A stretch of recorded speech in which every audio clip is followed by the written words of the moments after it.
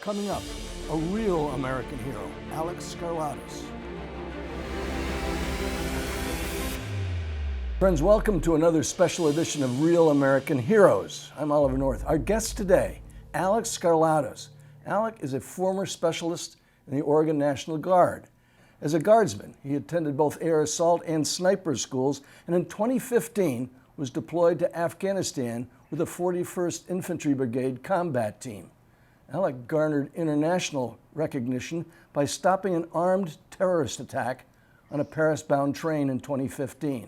His heroism earned him several awards and medals around the world, including the United States Soldier's Medal for life-saving and the Legion of Honor, or the Légion d'honneur, from the government of France.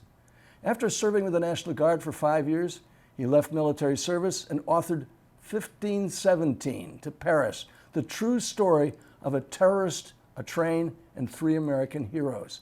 Alek later had the great privilege of working with legendary director Clint Eastwood on the film 1517 to Paris that portrayed the harrowing attack in which Alek starred as himself. He went on to tour the country on public speaking engagements, encouraging others to take control of their own lives and the importance of duty to our country and our community. Alek, thank you for joining us today.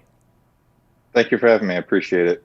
Friends, I've described American heroes because I've kept company with American heroes all my life. My dad was the first American hero I knew, fought against Hitler in the European theater of World War II. A classical definition of a hero is a person who puts him or herself at risk for the benefit of others. Alek, when you were on that train, you certainly defined exactly what that is. Even when you just first come... Alek, when you were on that train to Paris, and for your service in country and combat, you clearly defined what a hero is. Give us a sense for whether that was all just reaction to what's going on, situational awareness, or did your training just kick in? Honestly, I still don't think we should be called heroes simply because we were really just doing what we had to do to survive. I think it was mostly a reaction due to the fact that I had known Spencer and Anthony for so long. I'd known Spencer since I was 5 years old, and we had kind of joked about that kind of thing happening before. And for some reason, when we looked back and saw the terrorist standing there, we were just both on the same page immediately, and I hit him on the shoulder and said, "Let's go." And for some reason, he went. Well, probably the admiration for a dear friend. Those are the kinds of things that happen frequently in combat. Firemen, law officers, happens to them a lot. But you could have, at that, in one moment, chosen between flight or fight, and you chose fight. And this guy was armed with an AK-47, wasn't he? Yeah, he had an AK-47, a handgun, and a box cutter, come to find out as well. Seems like you've got this idea of service, a desire to serve first in the military, and now you're running to represent the people of Oregon's 4th Congressional District. Where does that desire come from? The terrorist attack was definitely something that we were not expecting to have happened to us, of course. And then after coming home and seeing what was going on inside of Oregon, running for Congress was a much more conscious decision, simply because between how our forests are managed in southwestern Oregon, the huge forest fires, not to mention what a detriment it is to our economy. We have the poorest congressional district in the state of Oregon. And after seeing that we had a 33-year incumbent Democrat that hadn't done anything for the district, it really just frustrated me enough to want to do something about it. Alek, you have phenomenal grassroots fundraising numbers, but outside interests are now dumping money by the ton into your district to aid your opponent. And I'll put it this way, Pete DeFazio, your opponent, is one of the longest serving leftists in Congress. Is there a chance for you to unseat this incumbent? Yes, absolutely. Honestly, no one has really tried to run against him since he's been in office. No one's been able to make a serious effort, and we have. So he probably didn't see us coming, first of all. He's gotten incredibly cocky about his position in Congress. I mean, he votes with AOC 96% of the time. He co-sponsored the Green New Deal. He voted against salvage logging after a forest fire, which is something that's pretty reprehensible for a timber area like southwestern Oregon. And he votes, I mean, he votes incredibly far left. He votes like he's from Seattle or San Francisco. I mean, he's even in favor of abolishing the Electoral College, which in a district as large and as rural as his would have a very negative effect for the people living in it, but he simply doesn't care. And I don't think he cares about the 4th Congressional District at all. And honestly, as sad as that is, that's our opportunity to beat him.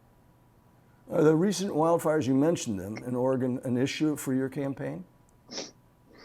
Well, absolutely. I mean, this has been the worst fire season probably in about 100 years in Oregon. And it's not just an issue of forest management and people losing their homes and even their lives. It's also an economic issue because, of course, we harvest timber here in Western Oregon. This brings in money to our economy. This brings jobs into the district, and it also brings in money to the county governments. Due to a very specific set of federal laws that only govern Western Oregon, counties are reliant on timber harvest receipts or money created from harvesting timber for their tax dollars. It goes directly into county government, a portion of it in lieu of property taxes, since the federal government owns so much land out here in Western Oregon. So as a result, it really has ruined our entire way of life since we got rid of timber in 1991. And as a result, these massive forest fires are getting worse and worse every year. I look at your website, and you said one of your goals is to improve our healthcare system and lower the cost of prescription drugs. Tell us a little bit about your plans if you win this race. I still think forest management would be probably my first priority. My second priority, due to personal experiences in my life, as well as stopping a terrorist attack in the middle of a gun-free continent, would be protecting the Second Amendment. Healthcare and access to healthcare, especially with the VA in Oregon's 4th Congressional District, is pretty reprehensible. We have such a large district, but there's only decent healthcare in the I-5 corridor going through the kind of center of the district.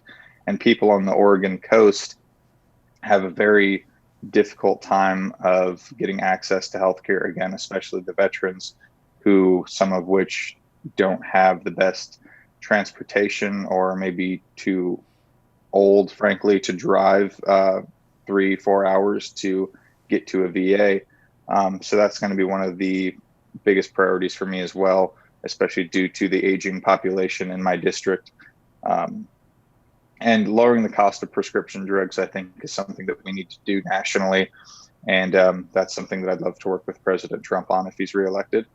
And overall, for Oregon's 4th Congressional District, the economy is probably our biggest problem. Of course, it's definitely tied to the timber industry, but we need to diversify our economy as well. You mentioned the Second Amendment. Is that a big issue out there? I would think it would be. Well, it is for multiple reasons. Obviously, for me personally, due to the terrorist attack and things like that I've seen in my life. But overall, between the riots going on in Portland, which the Democrats have not spoken out against or done anything to stop, while at the same time the Democrats want to defund the police and take away your guns. It doesn't take a genius to realize that if they want all these things, then who's going to be responsible for my personal protection and my family's safety? So as a result, especially in a district as rural as mine, where law enforcement response times are very long, and Oregon is one of the least policed states in the country, even Democrats living in rural areas tend to be gun owners, and even they realize that this probably is a recipe for disaster. And frankly, it's scaring a lot of people towards the Republican Party, at least in Oregon. Alek, 50 years from now, your great-grandchildren are going to be learning about these unprecedented, extraordinary events that are occurring in our country right now. What do you want your great-grandchildren to know about what you did in these extraordinary, unprecedented times? The only thing I want is to create positive change for the people of my congressional district. So all I want to do is make sure that people here have jobs if they want them. I want to solve this forest management problem. I mean, one thing the military taught me was I'm very goal oriented, and I just want to see this get accomplished one way or another. I admire you for doing so, and anything we can do to help, we want to make sure you get elected, because we need more people like you who have put their lives on the line, they've proven themselves, and who want to help, as you just said, the people of their community, their district, or even the state when it's a senator. So thank you for being with us today and providing facts that our fellow Americans can use in these challenging times. I want to make sure you have a chance to tell people how they can contribute to your campaign. Sure. Well, we need all the help we can get. This is one of the most competitive races in the country, and we're still gaining momentum. If you'd like to volunteer or donate, or you can just shoot us a message of encouragement, you can go to alekfororegon.com. That's ALEKFOR Oregon.com. Thank you. Thank you, brother. Friends, if this Real American Heroes special broadcast has been informative, helpful, or encouraging, take time now to subscribe and let me know how these unprecedented events have affected you and yours. By doing so, you too can become part of this historical record of how America persevered and once again prospered. Until next time, remember, Semper Fidelis is more than a slogan for U.S. Marines. Always faithful is a way of life.